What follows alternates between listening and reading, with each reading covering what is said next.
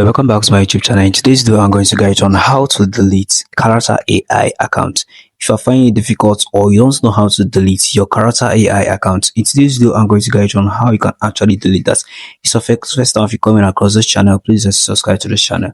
Let's dive right into the video. So open up your character AI account and then click on the profile at the bottom right corner of your screen.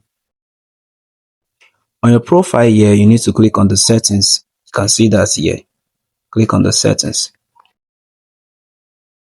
So you need to scroll down gently and click on advanced.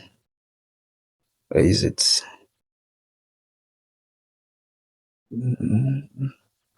Okay, yeah, advanced.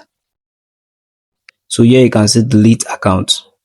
So in order for you to delete this account, you need to enter your username and then delete your account. So here is how you can actually delete your character AI account. If you found this video helpful, because I come to the very end of this video, please subscribe to the channel. Tell me in the comment section if you find anything difficult on the channel. I want to say to give you guys feedback. Don't forget to subscribe. See you in the next one. Bye.